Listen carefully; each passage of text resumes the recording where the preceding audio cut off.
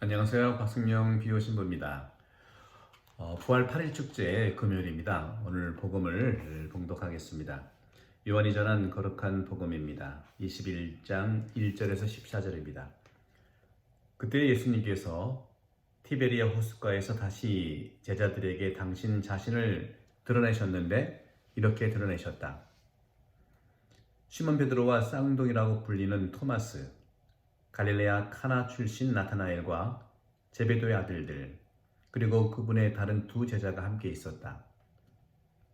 시몬 베드로가 그들에게 나는 고기 잡으러 가네 하고 말하자 그들이 우리도 함께 가겠소 하였다. 그들이 밖으로 나가 배를 탔지만 그날 밤에는 아무것도 잡지 못하였다. 어느덧 아침이 될 무렵 예수님께서 물가에 서 계셨다. 그러나 제자들은 그분이 예수님이신 줄을 알지 못하였다. 예수님께서 그들에게 얘들아 무엇을 좀 잡았느냐 하시자 그들이 대답하였다. 못 잡았습니다. 예수님께서 그들에게 이르셨다. 그물을 배 오른쪽에 던져라. 그러면 고기가 잡힐 것이다. 그래서 제자들이 그물을 던졌더니 고기가 너무 많이 걸려 그물을 끌어올릴 수가 없었다. 예수님께서 사랑하신 그 제자가 베드로에게 주인님이십니다 하고 말하였다. 주님이시라는 말을 듣자 옷을 벗고 있던 베드로는 겉옷을 두르고 호수로 뛰어들었다. 다른 제자들은 그 작은 배로 고기가 든 그물을 끌고 왔다. 그들은 무태에서 100m쯤 밖에 떨어져 있지 않았던 것이다. 그들이 무태에서 내려서 보니 숯불이 있고 그 위에 물고기가 놓여 있고 빵도 있었다. 예수님께서 그들에게 말씀하셨다. 방금 잡은 고기를 몇 마리 가져오너라. 그러자 시몬 베드로가 배에 올라 그물을 무트로 끌어올렸다. 그 안에는 큰 고기가 153마리나 가득 들어 있었다. 고기가 그토록 많은데도 그물이 찢어지지 않았다. 예수님께서 그들에게 와서 아침을 먹어라 하고 말씀하셨다. 제자들 가운데에는 누구십니까 하고 감히 묻는 사람이 없었다. 그분이 주님이시라는 것을 알고 있었기 때문이다. 예수님께서는 다가가셔서 빵을 들어 그들에게 주시고 고기도 그렇게 주셨다. 이렇게 예수님께서는 죽은 이들 가운데에서 되살아나신 뒤에 세 번째로 제자들에게 나타나셨다. 주님의 말씀입니다. 그리스도님 찬미합니다.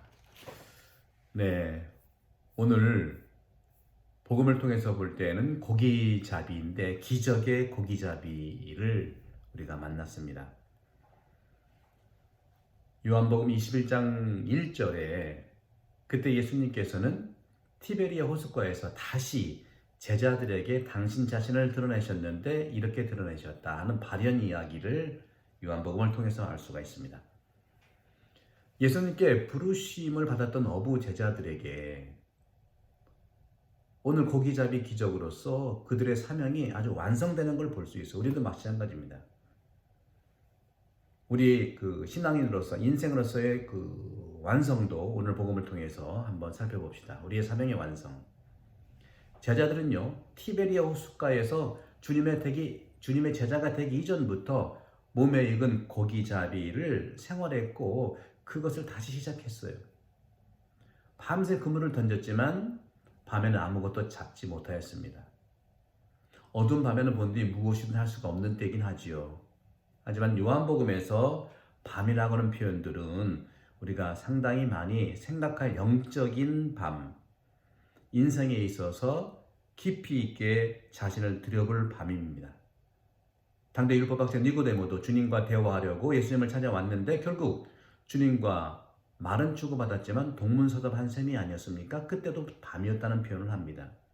무언가 성취되지 않은 밤, 무언가 주님을 만나기 이전의 밤, 주님보다는 나 자신에 갇혀서 있었던 그런 상태를 밤이라고 표현합니다.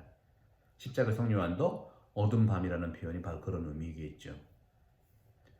그런데 아침이 되는 무렵 예수님께서는 발현하셔서 나타나십니다. 그리고 말씀하십니다. 그물을 배 오른쪽에 던져라. 본디 고기 잡기를 위해서는 할 일들이 매우 많죠. 집안일과 똑같지 않습니까? 그물 정리도 해야죠. 배에서 그물을 또 설치도 해야죠. 또 그물을 잘 던지기 위해서 각종 준비와 경험뿐만 아니라 육체적인 힘도 대단히 필요합니다. 중노동입니다. 또한 물때를 잘 맞춰야 하고 고기의 특성도 잘 파악해 두어야 하죠. 고기들은 밤에 그물로 들어가기 때문에 새벽녘에 본래 잘 잡힌다고 합니다. 한마디로 고기잡이는 직업으로서는 매우 힘들고 피곤한 일임에도 분명히 틀림이 없습니다. 막노동이죠. 요한복음 21장 6절에 고기가 너무 많이 걸려 그물을 끌어올릴 수가 없었다 하고 말씀하십니다. 고기잡이는 대성공이었습니다. 그렇다면 어떻게 대성공을 이룰 수 있었던가요? 경험이 많은 베드로의 그물 던지는 기술일까요? 예수님의 고기 이동 경로를 파악한 직관력일까요? 신학자들은 이 문제를 두고 오랫동안 구원 논쟁을 벌여왔습니다. 구원이란 도대체 뭐냐? 인간의 노력이냐? 하느님이 주시는 은총이냐? 인간 노력? 하느님의 은총이냐? 교회 역사에서는 한 가지만을 추구하는 현상들을 많이 봅니다. 한 가지만이 아닙니다. 인간의 노력이 배제된 은총, 은총이 배제된 인간 노력.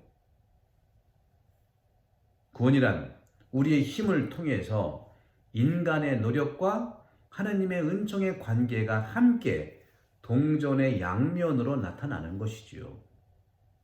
하지만 궁극적으로 구원의 결과는 항상 은혜로운 하느님의 선물이라는 걸 잊지 말아야 됩니다. 그물은 무엇일까요? 오늘 복음에서 그물은 교회이고 그럼 물고기는 누구일까요? 그렇습니다. 하느님을 믿는 백성입니다. 교회 생활에서 여러분들 성공 또는 실패가 계산될 수 있겠습니까? 교회에서 성공과 비성공은 늘 함께 확인되어 살아가는 것입니다. 본디 그리스도의 성공이라고 하시는 부활도 십자가의 커다란 비성공을 통해서 나타난 것입니다. 우리는 그러므로 너무 성공주의자 또 비성공주의자 낙담하지 말아야 됩니다. 너무 우월하지 말아야 됩니다. 지자와 현자 또 미련한 자, 우둔한 자. 어제 제가 성당 강론 때 말씀드렸죠. 지자와 현자는 너무 중용에 따르면 공자의 중용에 따르면 지자와 현자는 너무너무 오버해요. 너무너무 사실은 지나칩니다. 그런 경향이 있어요. 그러나 우둔한 자, 미련한 자, 어제 복음도 주님께서 이 어리석은 자들아 하고 말씀하시지 않습니까? 바로 그것은 그 불초자라고 하는 것이 중용의 가치. 불초자는 늘 부족해요. 늘 못 미쳐요. 늘 그런 점에서 우리가 볼 때는 이 지자와 현자가 또 불초자와 이 우둔한 사람들이 바로 성령께 이끌리는 삶이 오늘 어제 복음도 마찬가지지만 바로 같이 협력해서 살아야 되는데 분명한 것은 수준을 높일 때는요 우리가 정말 어떤 의미에서 하향 평준화 돼서는 안 되는 것이죠. 상향 평준화가 돼야 되지 않겠습니까? 민주주의는 그렇지 않습니까? 상향 평준화가 돼. 상향이라는 것은 꼭 높이만 얘기하는 게 아니에요. 본디 그리스도의 성공 부활도 십자가의 커다란 비성공을 통해 나타났다는 것이죠. 그 신비가 지속적으로 교회와 그 활동에서 반복됩니다. 그러므로 교회에 안 나오는 것이 죄가 아니라 거짓말하는 것이 죄라고 볼 수 있어요. 열심히 헌금하지 않고 섬기지 않는 것보다는 다른 사람에게 피해와 고통을 주지 않는 것이 예수님의 생각이라고 읽어낼 수가 있습니다. 이와 같이 우리 그리스도인들이 살았다면 우리 그리스도인들이 오늘날 살았다면 우리 사회학이 좀 줄어들지 않을까요? 늘 나라 걱정하던 김수환 추기경님, 그분처럼 종교의 지도자 또는 책임이 많은 교회 봉사자들은 공동체를 사랑하고 애국심을 갖는 책임을 짓는 그런 것이 예수님의 뜻이라고 볼 수 있습니다. 그러므로 차원 높은 애국심을 가진 사람이 그리스도인입니다. 예수님의 생각에 교회의 성공을 맛보지 못한 자, 곧 인생에서 실패한 자들이 주님의 그물 안으로 들어오는 것입니다. 오늘이 4월 16일, 어제가 4월 16일 세월호 6주기라고 합니다. 이 세월호 가족들, 정말 이 억울한 분들, 정말 자녀를 잃고 고통당하는 분들, 이런 분들이 주님의 교회 그물 안에 들어오는 것이라고 말할 수 있겠죠. 그렇다면 그물로서 교회 안에서 우리는 얼마나 많은 사람들을 만납니까? 부족한 자, 실망한 자, 병자, 욕심 많은 자, 자녀를 잃은 자, 아픈 자. 또는 얼마나 착한 사람들을 만납니까? 알지 못하는 사람들을 위해 얼마나 우리가 기도를 합니까? 이런 비성공을 체험한 자들이 들어있는 그물을 처음에는 우리가 끌어당길 힘이 부족합니다. 주님께서 말씀하신 저들에게, 얘들아, 무얼 좀 잡았느냐? 못 잡았습니다. 그물을 배 오른쪽에 던져라. 그러면 고기가 잡힐 것이다. 교회를 위해서 무엇이든 봉헌해야 하는 이유는 고기잡이를 잘하는 어부를 키우기 위해서입니다. 오늘의 어부는 사제 수도자로 부르심받은 성소자들이라고 볼 수 있겠죠. 사제 수도자들을 온몸으로 봉헌을 하는 어부들입니다. 그 어부들은 예수님의 말씀으로 그물을 오른쪽으로 던지고 고기를 잡아야 합니다. 우리 물고기 곧 하느님 백성 역시 모두는 성경 말씀을 위한 모든 것을 봉헌하는 것이죠. 요한복음 21장 11절, 고기가 그토록 많은데도 그물이 찢어지지 않았다. 기술을 다루는 분야에서 기계가 잘 작동하려면 올바른 규정을 지킬 때 가능합니다. 자동차는 제속도를 유지할 때, 교각은 한계의 중량을 지킬 때, 병원은 침대 수와 환자 수가 일치할 때 제대로 모든 것이 잘 움직여집니다. 그렇다면 교회의 한계 중량은 얼마일까요? 곧 얼마나 많은 사람이 교회에 들어올 수 있을까요? 교회는 얼마나 많은 사람을 받아들일 수 있을까요? 오늘 복음에 고기가 그토록 많은데도 그물이 찢어지지 않았다. 교회의 목표는 모든 이들의 구원이 있습니다. 그런데 한계 중량이 교회에 없다는 의미로 알아들을 수 있겠죠. 그래서인지 그물은 찢어지지 않습니다. 예수님께서 부활하시기 전에 주님께서는 베드로에게 역시 그물을 던지라고 했습니다. 그래서 많은 고기를 잡았는데 그때의 표현은 그물은 찢어질 지경이라고 말하고 있습니다. 베드로의 그물은 세상의 큰 변화로 찢어질 지경이 이뤘던 것이죠. 곧 현대사회의 요구에 모두 맞출 수 없고 그러다 보면 많은 것을 잃어버릴 수 있었던 것이에요. 하지만 과거 세계의 경험이 말하고 있는 바는 엄청난 교회 실현 시기, 곧 박해와 이단과 정치적 어려움에서도 큰 확장은 균형을 이루었습니다.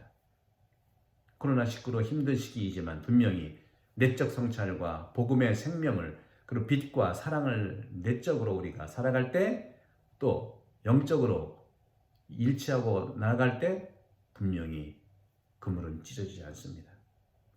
무신론자가 생을 마감하기 전에 이런 고백을 했답니다. 교회를 두려워하시오. 우리는 세상을 지나가지만 교회는 남아있기 때문입니다. 하지만 신앙인들은 다음과 같이 고백합니다. 아무것도 두려워하지 마시오.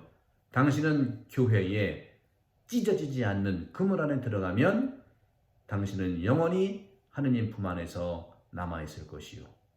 성부와 성자와 성령의 이름으로 아멘. 감사합니다.